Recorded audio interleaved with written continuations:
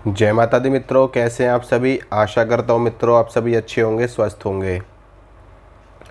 सुरक्षा को लेकर के हमारे मन में हमेशा संदेह बना रहता है कि कहीं कोई ऊपरी बाधा हमारे ऊपर, हमारे परिवार के ऊपर अटैक ना कर दे।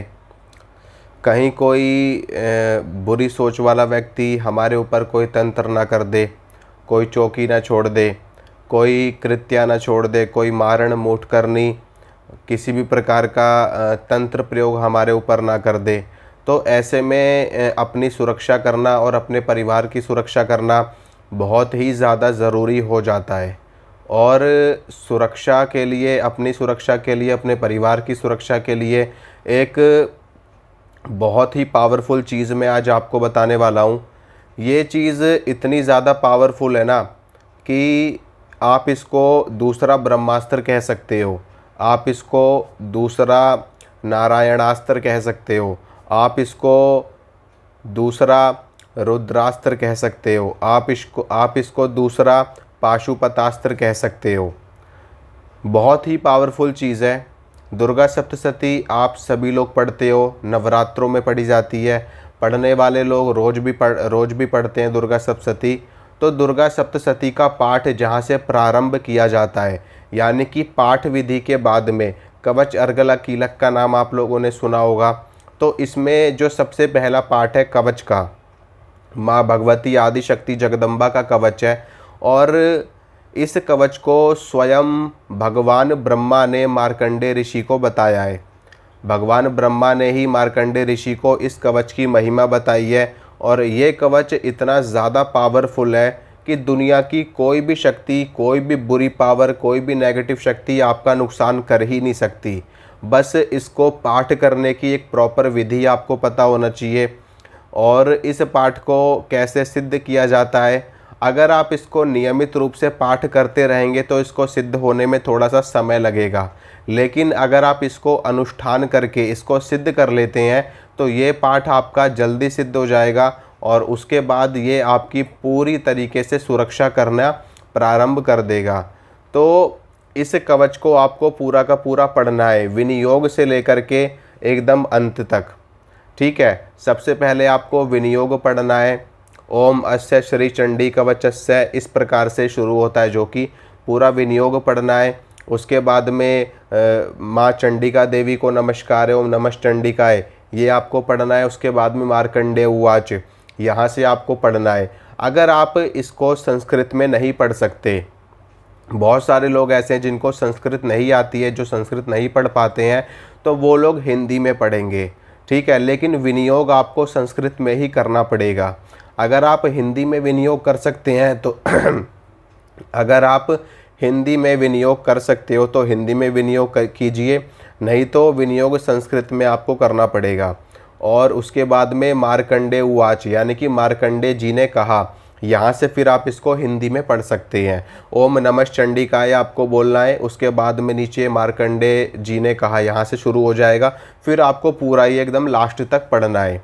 अगर आप इसको सिद्ध कर रहे हो तो सिद्ध करते टाइम में आपको इसकी महिमा पढ़ने की ज़रूरत नहीं है, जो इसकी फलश्रुति है वो आपको पढ़ने की ज़रूरत नहीं है। सिर्फ आपको जहाँ तक कवच है वहीं तक आपको इसका पाठ करना है। मेरे पास अभी पुस्तक नहीं है दुर्गा सप्तशती की, नहीं तो मैं आपको दिखाता कि कहाँ तक आपको ये पढ़ना है। एक वीडियो और बना दूंगा कभी, उसमें मैं आपको दिखा दूंगा कि कहाँ से कहाँ तक आपको ये कवच, सिर्फ जो कवच है जो मेन कवच है कहाँ से कहाँ तक है वो, तो मेन जो है वही आपको पढ़ना है सिद्धि के समय। लेकिन जब आप इसका नियमित रूप से एक पाठ करोगे, जब आपका कवच ये सिद्ध हो जाएगा, तो सिद्ध होने के बाद आप इसको रोज़ एक बार पाठ करेंगे। एक बार पाठ करने से आपकी सुरक्षा होती रहेगी, चौबीसों घंटे आपको प्रोटेक्शन प्राप्त होगी माँ भगवती जगदम्बा की तरफ से।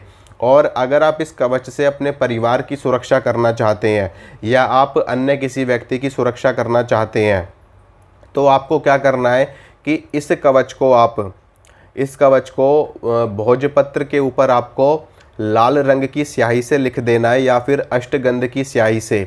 ठीक है, अगर आपको अष्टगंध की स्याही बनानी आती है तो वो आप बना लीजिए और उससे आपको इस कवच को लिखना है भोजपत्र के ऊपर। अगर वो आपके पास उपस्थित नहीं है तो आपको क्या करना है, एक लाल रंग का स्केच ले लेना है, ठीक है, रेड कलर का। उस स्केच से ये पूरा का पूरा कवच आपको भोजपत्र के ऊपर लिखना है। भोजपत्र 10 रुपये का, 15 रुपये का मार्केट में मिल जाएगा आपको, किसी भी पंसारी वाले की शॉप से आपको मिल जाएगा, या फिर जो लोग पूजा पाठ का सामान रखते हैं वहाँ से आपको ईजिली मिल जाएगा। वहाँ से लेकर के आइए, उसके ऊपर सबसे पहले गंगा जल के छींटे मारिए, और आप जब ये कवच लिखोगे भोजपत्र के ऊपर तो आप भी शुद्ध अवस्था में होने चाहिए। तो आपको स्नान करना है। अगर आपने पहले ही स्नान कर रखा है तो आप हाथ मुँह धो करके बैठ सकते हैं आसन के ऊपर। आसन के ऊपर बैठने के बाद में स्केच लेकर के भोजपत्र के ऊपर ये आपको पूरा का पूरा लिखना है कवच, जितना कवच है। ना तो आपको फलश्रुति लिखनी है, ना आपको विनियोग लिखना है, ठीक है, ना ही आपको ये लिखना है मार्कंडेय उवाच। जहाँ से कवच शुरू हो रहा है और जहाँ से कवच खत्म हो रहा है, महान रौद्र रूप से लेकर के अंत तक, वहाँ पर आपका कवच खत्म हो जाएगा। इतना आपको लिख देना है। और लिखना कैसे, लिखना आपको संस्कृत में ही है ये, ठीक है। कवच हिंदी में नहीं लिखा जाएगा। जब आप किसी और को बना करके दोगे तो आपको संस्कृत में ही लिखना है। पूरा कवच लिखना है उसके ऊपर थोड़ा सा आपको सेंट लगाना है, इत्र लगाना है, और उसके बाद में आपको उसको मोड़ करके ताबीज़ में भर करके उस व्यक्ति को दे देना है जिसकी आपको सुरक्षा करनी है। जो भी व्यक्ति इस कवच को धारण करेगा उस व्यक्ति की सुरक्षा सदा सर्वदा होती रहेगी जब तक वो व्यक्ति इसको धारण करके रखता है। हाँ, अगर वो व्यक्ति किसी के जैसे कि कहीं पर बच्चा पैदा हो जाता है, वहाँ चला जाता है, या फिर शमशान में किसी अर्थी को छू लेता है, तो ऐसे में वो कवच उस वक्त उस कवच की शक्ति नष्ट हो जाएगी। तो उसके बाद में आपको क्या करना है कि दोबारा से उस ताबीज़ के ऊपर आपको गंगा जल के छींटे मारने हैं, और धूप बत्ती दिखानी है, और देसी घी का दीपक आपको दिखाना है। उसके बाद में दोबारा से ये कवच जागृत हो जाएगा, इसके अंदर ये शक्ति को दोबारा से धारण कर लेगा। फिर उसके बाद में आप इसको दोबारा से धारण कर सकते हैं। नहीं तो आप फिर जिससे आपने ये कवच बनवाया है, जिससे आपने ताबीज़ बनवाया है, उनके पास दोबारा ले जाएंगे तो वो अपनी शक्ति से इसको सिद्ध कर देंगे, इसको जागृत कर देंगे दोबारा से। तो इस प्रकार से आप इसको कर सकते हो, और बहुत ही पावरफुल चीज़ है। मैंने बताया ना, दूसरा ब्रह्मास्त्र आप इसको बोल सकते हो। कोई शक्ति इसके आगे टिक नहीं सकती, कोई सी भी शक्ति। जिस प्रकार से भगवान नरसिंह का कवच शक्तिशाली है, राम रक्षा स्तोत्र शक्तिशाली है, और भगवान शिव का कवच शक्तिशाली है, शिव अमोघ कवच है, उसी प्रकार से देवी का कवच है। तो जो देवी के उपासक हैं वो लोग इसी कवच को धारण करते हैं, और बाकी आप अन्य लोगों को भी इस कवच को दे सकते हैं, तो उनकी भी पूरी सुरक्षा इस कवच के माध्यम से होती है। तो इसको आप धारण करिए, इससे आपकी प्रोटेक्शन होगी। और एक चीज़ और है, जैसे कि जो लोग नहीं धारण करना चाहते इसको, ताबीज़ वगैरह को, तो उन लोगों को क्या करना है कि डेली कवच का पाठ करना है। जैसे कि घर का कोई एक सदस्य है, अपने सामने एक लोटे में, एक गिलास में, एक कटोरी में, या किसी भी बर्तन में थोड़ा सा जल ले ले। जल लेने के बाद में आसन के ऊपर बैठ जाए, उसको अपने समक्ष रखे और कवच का पाठ करे।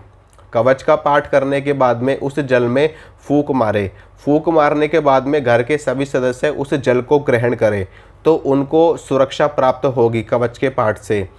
पाठ एक ही व्यक्ति करेगा लेकिन सबकी सुरक्षा उससे हो जाएगी, क्योंकि वो जो जल है वो अभिमंत्रित हो जाएगा उस कवच के पाठ से, और जो कोई भी पिएगा उसकी सुरक्षा होगी। लेकिन इसमें अगले दिन आपको फिर से यही क्रिया करनी पड़ेगी, अगले दिन फिर आपको ये क्रिया करनी पड़ेगी। तो ये क्रिया आपको नियमित रूप से करनी पड़ेगी, ठीक है। या तो आप इसको सिद्ध कर लीजिए, नहीं तो फिर आपको रोज़ इसका एक पाठ करना पड़ेगा। तो चलता हूँ, मिलूँगा आप सभी से अगली वीडियो में।